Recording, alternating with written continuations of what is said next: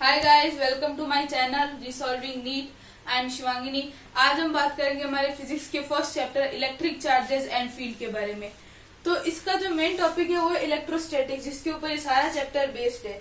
अब इलेक्ट्रोस्टैटिक्स क्या होती है? The branch of physics in which we study of static charges. यानी स्टैटिक चार्ज, स्टैटिक मतलब क्या होता है? Stable charge. ऐसा चार्ज जो मूव नहीं कर रहा, वो स्टेबल है या वो रेस्ट पे है। तो उस स्टैटिक चार्ज की जो हम स्टडी करते हैं उसको हम बोलते हैं इलेक्ट्रोस्टैटिक्स। अब उसके बाद आता है इलेक्ट्रिक चार्ज। इलेक्ट्रिक चार्ज में जैसे हम एग्जांपल लेते हैं कि हमने एम्बर को वूल से रगड़ा है, यानी ऊन से रगड़ा है हमने, तो उसमें चार्ज आ जाता है। वो छोटी छोटी जैसे हल्की चीजें होती है, जैसे डस्ट पार्टिकल हो गया, कोई लीफ हो गई या कोई पेपर का टुकड़ा हो गया, उसको वो अट्रैक्ट करने लग जाता है। तो वो एक अलग सी प्रॉपर्टी है, पहले नहीं कर रहा था, पर जैसे हमने उसको ऊन से रगड़ा वो उसको अट्रैक्ट कर रहा है, तो वो उसकी अलग सी प्रॉपर्टी, उसको हम बोलेंगे इलेक्ट्रिक चार्ज। वैसे ही ये सेम रिजल्ट मिलेंगे जैसे हम ग्लास की कोई रॉड है, उसको हम सिल्क के फाइबर से अगर रब करेंगे तो भी ऐसे ही होगा। प्लास्टिक की रॉड को कैट फर से अगर हम रब करेंगे तो भी ऐसे ही होगा। तो ये सब इनमें क्या चार्ज आ जाता है। अब चार्ज भी आगे दो तरह का होता है, पॉजिटिव और नेगेटिव। जैसे हम एग्जांपल के तौर पे लेते हैं कि अगर हमने दो ग्लास की रॉड ली, उनको सिल्क के फाइबर से रगड़ा और उनको एक धागे से हमने लटका दिया, तो वो दोनों एक दूसरे को रिपेल करेगी, वो एक दूसरे के पास नहीं आएगी, क्योंकि उनमें सेम काइंड का चार्ज होगा। पर और वैसे ही अगर हमने प्लास्टिक की रॉड को कैट फर से रब करके आपस में दो रॉड लेके आए प्लास्टिक की, तो वो एक दूसरे को रिपेल करेगी। पर अगर हमने एक प्लास्टिक की रॉड को कैट फर से रब किया और ग्लास की रॉड को सिल्क से रब किया और फिर उन दोनों को पास में लेके आए, तो वो एक दूसरे को अट्रैक्ट करेगी, यानी उन दोनों में ऑपोजिट चार्ज होंगे। क्योंकि जब हम इनको रब करेंगे तो इन दोनों में फ्रिक्शन होगी और उस फ्रिक्शन से इनमें चार्ज आ जाएगा। और फ्रिक्शन से वो चार्ज कैसा होगा? ग्लास रॉड होगी, उसमें आएगा पॉजिटिव चार्ज और सिल्क के फाइबर में आएगा नेगेटिव चार्ज।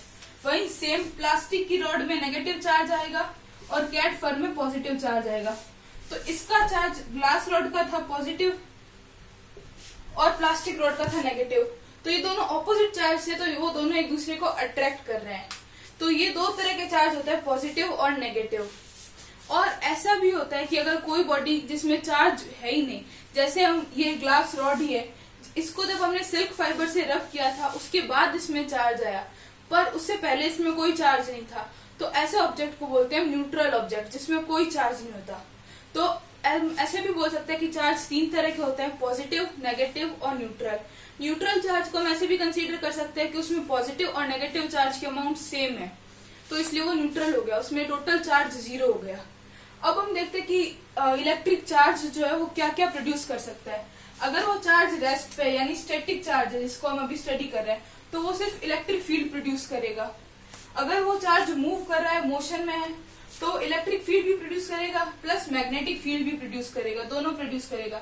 और वहीं अगर वो चार्ज एक्सिलरेटेड मोशन कर रहा है, यानी वो उसका एक टाइम के बाद में उसकी वेलोसिटी बढ़ती जा रही है एक कंटिन्यू टाइम इंटरवल में, तो इलेक्ट्रिक फील्ड भी प्रोड्यूस करेगा, मैग्नेटिक फील्ड भी प्रोड्यूस करेगा और इलेक्ट्रोमैग्नेटिक वेव्स भी प्रोड्यूस करेगा।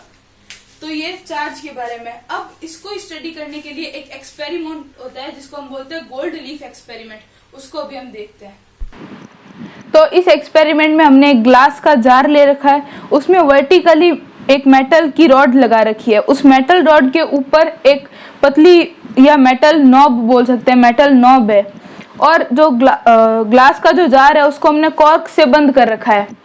नीचे उसके मेटल रॉड के नीचे वाले एंड पे हमने दो गोल्ड लीफ यानी सोने की पत्तियां लगा रखी है। जब हम किसी भी चार्ज पार्टिकल, जैसे हमने कोई चार्ज मेटेलिक रॉड ले ली, उसको हमने लाके उस मेटल की नॉब पे जब हम टच करेंगे तो वही चार्ज उस मेटल की नॉब से होते हुए जो मेटल रॉड है उसमें जाएगा और मेटल रॉड से उन दोनों गोल्ड की लीफ में जाएगा। अब चूंकि हम एक ही तरह का चार्ज लाएं, जैसे हम मान लेते हैं कि हम पॉजिटिव चार्ज लाएं, जैसे इस डायग्राम में भी शो कर रखा है, तो हम पॉजिटिव चार्ज जैसे ही लाए तो उस मेटल रॉड से होते हुए वो पॉजिटिव चार्ज उन दोनों लीव्स में चला गया, गोल्ड लीव्स में। तो चूंकि वो सेम चार्ज है तो वो दोनों लीव्स एक दूसरे को रिपेल करेगी और इससे हमें ये पता चलेगा कि वो चार्ज है कितना। अगर वो लीव्स एक दूसरे को थोड़ा सा ही रिपेल करेगी थोड़ी सी एक दूसरे से दूर जाएगी तो हमें पता चल जाएगा कि चार्ज की अमाउंट बहुत कम है, और वो बहुत ज़्यादा दूर जाएगी तो हमें पता चल जाएगा कि चार्ज की अमाउंट बहुत ज़्यादा है। तो ये जो इसको बोलते हैं गोल्ड लीफ इलेक्ट्रोस्कोप, ये जो है उसको हम चार्ज की अमाउंट पता करने के लिए यूज़ करते हैं कि चार्ज कितना है। अब हम बात करते हैं चार्ज की यूनिट के बारे में। तो चार्ज की जो यूनिट है वो होती है कूलम। चार्ज की ऐसा यूनिट होती है कूलम, जिसको हम C से डिनोट करते हैं। इसकी एक और यूनिट होती है फेराडे। फेराडे ना कि फेरेड, फेरेड भी आगे आएगा पर वो चार्ज की यूनिट नहीं है। तो इसकी एक यूनिट हो गई कूलम, एक होती है फेराडे। पर जो मोस्टली यूज करते हैं, जो ऐसा यूनिट है वो होती है कूलम, तो इसी को हम यूज करते हैं। अब हम बात करते हैं, अब हम ये एक छोटा सा एक्सपेरिमेंट करते हैं कि हमने एक पिथ बॉल ली, उसको एक कॉपर वायर से बांध दिया। अब यानी कॉपर वायर के एक एंड पे हमने पिथ बॉल को बांध दिया और दूसरे एंड पे हमने कोई भी नेगेटिवली चार्ज बॉडी या कोई नेगेटिव चार्ज उस पे हमने टच करवाया, तो हम देखेंगे कि जो पिथ बॉल है उसमें भी नेगेटिव चार्ज आ जाएगा।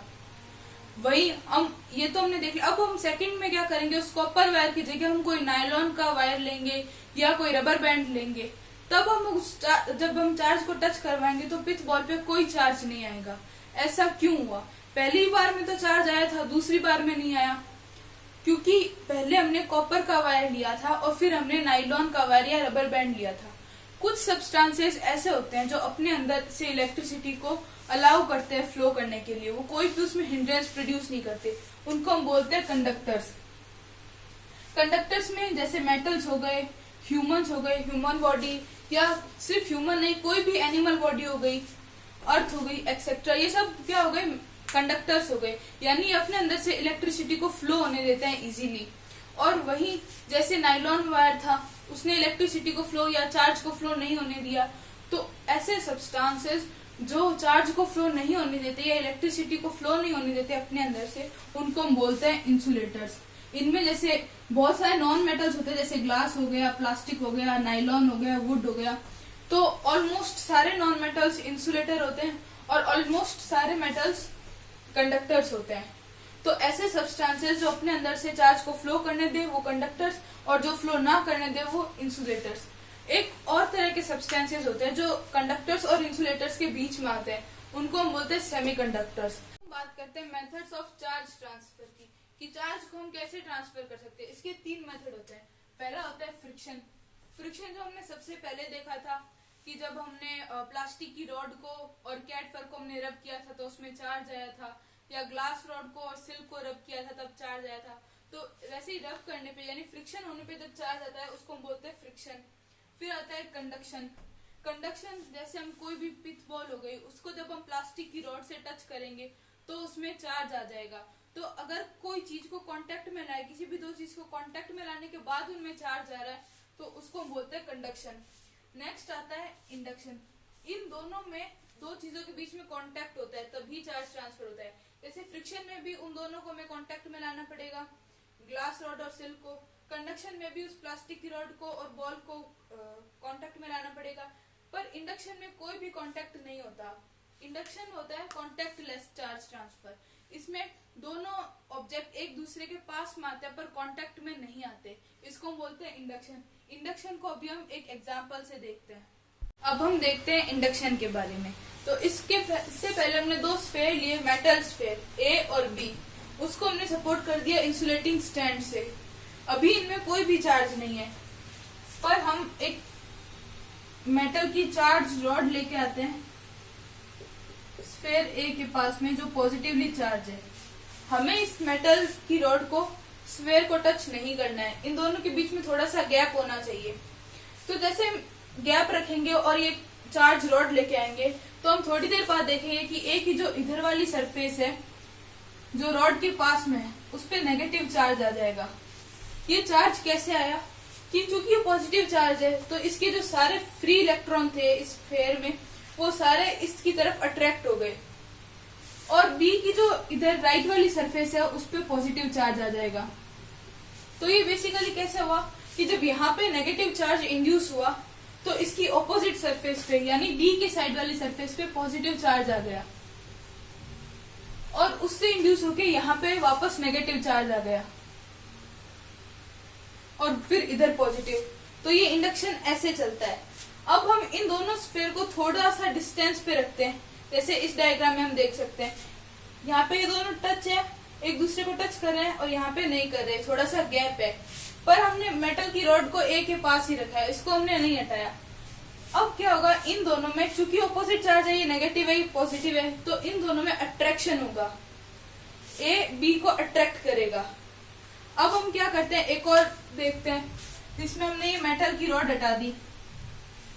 मेटल की रॉड हटाने के बाद में क्या होगा कि ये जो चार्ज है, ए का नेगेटिव चार्ज और बी का पॉजिटिव चार्ज, ये दोनों चार्ज रीडिस्ट्रीब्यूट हो जाएंगे, अपनी अपनी पोजीशन पे आने लग जाएंगे।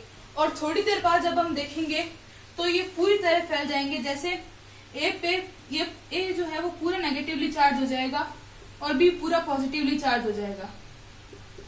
तो ऐसे हमने एक रॉड ली, उससे बिना टच करवाए हमने ए को नेगेटिवली चार्ज कर दिया और बी को पॉजिटिवली चार्ज कर दिया।